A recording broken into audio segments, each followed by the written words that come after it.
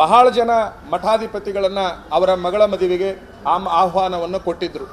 ಅವತ್ತಿನ ದಿವಸ ನಮ್ಮ ಸಮಾಜದ ಪ್ರತಿಷ್ಠಿತ ಮಠಾಧಿಪತಿಗಳನ್ನು ಬಹಳ ಅಗೌರವ ರೀತಿ ಒಳಗೆ ಮಗಳ ಮದುವೆಗೆ ಆಮಂತ್ರಣ ಮಾಡಿ ಅವರು ತೇಜವಧೆ ಮಾಡಿದ್ದಾರೆ ಅಂತಕ್ಕಂತಹ ಚರ್ಚೆನೂ ಕೂಡ ಬಂತು ಅಂತಕ್ಕಂಥದ್ದು. ಆ ಒಂದು ವಿವಾಹಕ್ಕೆ ನಾನು ಕೂಡ ಹೋದವನಾಗಿದ್ದೆ. ಧಾರವಾಡ ಮುರುಘಾ ಮಠದ ಶ್ರೀಗಳವರು ಹೋದವರಾಗಿದ್ದರು, ಈ ಸ್ವಾಮೀಜಿಯವರು ಹೋದವರಾಗಿದ್ದರು. ನೂರಾರು ಜನ ಸ್ವಾಮಿಗಳು ಕೇಂದ್ರ ಸಚಿವರು ಕರೆದಾರನ್ನುವಂತಹ ಸೌಜನ್ಯಕ್ಕೆ ನಾವು ಹೋದರೆ ಬಹುಶಃ ಅಲ್ಲಿ ಒಂದು ಕುಂದುರ್ಲಿಕ್ಕೆ ನಮಗೊಂದು ಕುರ್ಚಿ ಅಂತಿರಲಿಲ್ಲ, ಶಿಷ್ಟಾಚಾರಕ್ಕಾಗಿ ಒಂದು ಮಾಲಿ ಶಾಲೆಗಳಂತಿರಲಿಲ್ಲ. ಅದರ ಜೊತೆಗೆ ನಮ್ಮನ್ನು ಯಾರೂ ಮಾತಾಡಿಸೋರು ಅಲ್ಲಿ ಸ್ವಾಗತ ಮಾಡೋರು ಇರಲಿಲ್ಲ. ಅಷ್ಟೇ ಅಲ್ಲ, ನಾವು ಅಕ್ಕಿ ಕಾಳು ಹಾಕಿ ಬಂದು ಬಿಟ್ಟಿವಿ, ಇನ್ನೇನು ಮಾಡೋದು ಅಂತೇಳಿ ಅಕ್ಕಿ ಕಾಳು ಹಾಕಿ ಇಳಿದು ಬರಬೇಕಾದ್ರೆ ಕೂಲಿ ಕಾರ್ಮಿಕರಿಗೆ ಒಂದು ಹಣ ಕೊಟ್ಟ ಹಾಗೆ 2,000 ರೂಪಾಯಿಯನ್ನು ಒಬ್ರಿಗೆ ಕೊಟ್ಟು ಒಬ್ಬರಿಗೆ ಬಿಟ್ಟು ಬಹಳಷ್ಟು ಅವಮಾನದ ರೀತಿ ಒಳಗೆ ನಡೆದುಕೊಂಡಿರ್ತಕ್ಕಂಥದ್ದು. ಅವರಿಗೆಲ್ಲೋ ಒಂದು ಕಡೆಗೆ ಅಧಿಕಾರದ ಮದ, ಸಂಪತ್ತಿನ ಮದ, ಇತರೆ ಎಲ್ಲ ಮದಗಳು ಅವರಿಗೆ ಬಂದಿರೋದ್ರಿಂದ ಆ ಮದವನ್ನು ಇಳಿಸುವುದಕ್ಕಾಗಿ ಈ ಸಾರೆ ಅವರಿಗೆ ಅವಕಾಶವನ್ನು ಕೊಡಬಾರ್ದು ಅಂತಕ್ಕಂತಹ ಗಟ್ಟಿ ನಿರ್ಧಾರವನ್ನು ನಮ್ಮ ಮಠಾಧಿಪತಿಗಳು ಕೈಗೊಂಡಿದ್ದಾರೆ.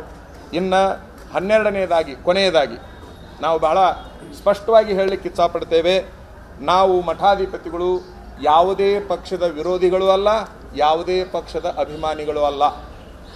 ಇದನ್ನು ಬಹಳ ಸ್ಪಷ್ಟವಾಗಿ ನಾನು ಕೂಡ ಉಲ್ಲೇಖ ಮಾಡಲಿಕ್ಕೆ ಇಚ್ಛಪಡ್ತೀನಿ. ಯಾವ ಪಕ್ಷದ ವಿರೋಧಿಗಳು ಅಲ್ಲ, ಯಾವ ಪಕ್ಷದ ಅಭಿಮಾನಿಗಳು ಅಲ್ಲ. ಆದರೆ ಇಲ್ಲಿ ಅವರನ್ನು ವಿರೋಧ ಮಾಡಲಿಕ್ಕೆ ಕಾರಣ ವ್ಯಕ್ತಿ ಅಲ್ಲ, ಅವರ ವ್ಯಕ್ತಿತ್ವ ಅಂತಕ್ಕಂಥದ್ದನ್ನು ಕೂಡ ಬಹಳ ಸ್ಪಷ್ಟವಾಗಿ ತಮ್ಮೆಲ್ಲರ ಗಮನಕ್ಕೆ ನಾವು ತರಲಿಕ್ಕೆ ಇಚ್ಛಪಡ್ತೇವೆ ಅಂತಕ್ಕಂಥದ್ದು. ಬಹಳ ವಿಶೇಷ ಅಂತಂದರೆ ಅವರ ನಡೆಗಳು ಬದಲಾವಣೆಯಾಗಿದ್ದಾವೆ, ಅವರ ನುಡಿಗಳು ಬದಲಾವಣೆಯಾಗಿದ್ದಾವೆ. ಆ ಕಾರಣಕ್ಕಾಗಿ ವ್ಯಷ್ಟಿ ಪ್ರಜ್ಞೆಗಿಂತ ಸಮಷ್ಟಿ ಪ್ರಜ್ಞೆ ಬಹಳ ದೊಡ್ಡದು ಅನ್ನುವಂತಹ ಒಂದು ಸಿದ್ಧಾಂತದಲ್ಲಿ ನಾವು ವೀರಶೈವ ಲಿಂಗಾಯತ ಮಠಾಧಿಪತಿಗಳು, ಇತರೆ ಸಮಾಜದ ಮಠಾಧಿಪತಿಗಳು ನಾವು ಬಂದಿರೋದರಿಂದ ಆ ಒಂದು ವ್ಯಕ್ತಿಯನ್ನು ನೋಡಿದರೆ ಇಡೀ ಸಮಾಜ ಇವತ್ತು ತಲೆ ಎತ್ತಿ ಅಡ್ಡಾಡ್ಲಾರ್ದಂಗೆ ಎಲ್ಲ ಸಮಾಜಗಳು ಭಾಳ ಗಮನಿಸಬೇಕಾಗಿರುವಂಥದ್ದು.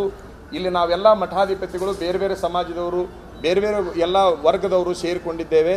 ನಾವೆಲ್ಲರೂ ತೆಗೆದುಕೊಂಡ ತೀರ್ಮಾನ ಏನು ಅಂತಂದರೆ, ಬಹಳಷ್ಟು ಸಮಾಜಗಳನ್ನು ತುಳಿತಕ್ಕೊಳಗೆ ಮಾಡಿದ್ದಾರೆ, ಬಹಳಷ್ಟು ನಾಯಕರನ್ನು ಮುಖ ಎತ್ತಿ ಅಡ್ಡಾಡ್ಲಾರ್ದಂಗೆ ಮಾಡಿದ್ದಾರೆ. ಅಷ್ಟೇ ಅಲ್ಲ, ಅವರು ಏಕಸ್ವಾಮ್ಯತ್ವವನ್ನು ಸಾಧಿಸಿಕೊಂಡಿದ್ದಾರೆ. ಇದು ಸರಿಯಾದ ಕ್ರಮ ಅಲ್ಲ. ಪ್ರಜಾಪ್ರಭುತ್ವ ವ್ಯವಸ್ಥೆ ನಿಜವಾಗಲೂ ಕೂಡ ಜೀವಂತಿರಬೇಕು ಅಂತಂದರೆ ಸನ್ಮಾನ್ಯ ಕೇಂದ್ರ ಸಚಿವರನ್ನು ಧಾರವಾಡ ಮತಕ್ಷೇತ್ರದಿಂದ ಪೂರ್ಣ ಪ್ರಮಾಣದಲ್ಲಿ ಬದಲಾವಣೆ ಮಾಡಬೇಕು. ಈ ಬದಲಾವಣೆಯನ್ನು ಯಾವಾಗ ಎಷ್ಟು ದಿವಸದೊಳಗೆ ಮಾಡಬೇಕು ಅಂತಂದರೆ ಒಂದು ದಿನಾಂಕವನ್ನು ಕೂಡ ಮಠಾಧಿಪತಿಗಳು ಘೋಷಣೆ ಮಾಡಿದ್ದಾರೆ.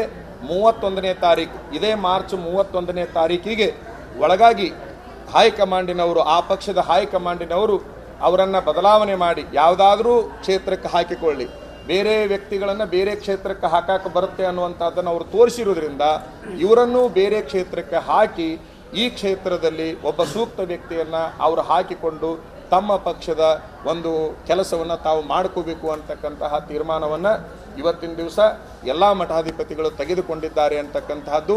ಒಟ್ಟಾರೆ ಅವರ ನಡೆ ಈ ನಾಡಿಗೆ ಬಹಳಷ್ಟು ವ್ಯತಿರಿಕ್ತವಾಗಿದೆ, ನೋವನ್ನು ಉಂಟು ಮಾಡಿದೆ. ಅವರ ವ್ಯಕ್ತಿತ್ವ ಒಂದು ರಾಜಕೀಯ ನಾಯಕನಾಗಿ ಇಲ್ಲಿ ಉಳಿಯಲಿಕ್ಕೆ ಸರಿಯಿಲ್ಲ ಅಂತಕ್ಕಂತಹ ತೀರ್ಮಾನವನ್ನು ಎಲ್ಲ ಮಠಾಧಿಪತಿಗಳು ಇವತ್ತಿನ ದಿವಸ ತೆಗೆದುಕೊಂಡಿದ್ದಾರೆ ಅಂತಕ್ಕಂಥದ್ದು. 31ನೇ ತಾರೀಕಿನ ಒಳಗೆ ಆ ಹೈಕಮಾಂಡಿನವರು ಏನಾದರೂ ಬದಲಾವಣೆ ಮಾಡದೇ ಇದ್ದಲ್ಲಿ 2ನೇ ತಾರೀಕಿಗೆ ಮತ್ತೆ ನಾವೆಲ್ಲರೂ ಮಠಾಧಿಪತಿಗಳು ಸೇರಿ ನಮ್ಮ ಅಂತಿಮ ತೀರ್ಮಾನವನ್ನು ಘೋಷಣೆ ಮಾಡ್ತೇವೆ ಅಂತಕ್ಕಂಥದ್ದನ್ನು ಈ ಸುದ್ದಿಗೋಷ್ಠಿಯಲ್ಲಿ ತಮ್ಮೆಲ್ಲರ ಗಮನಕ್ಕೆ ನಾನು ತರಲಿಕ್ಕೆ ಇಚ್ಛಪಡ್ತೇನೆ.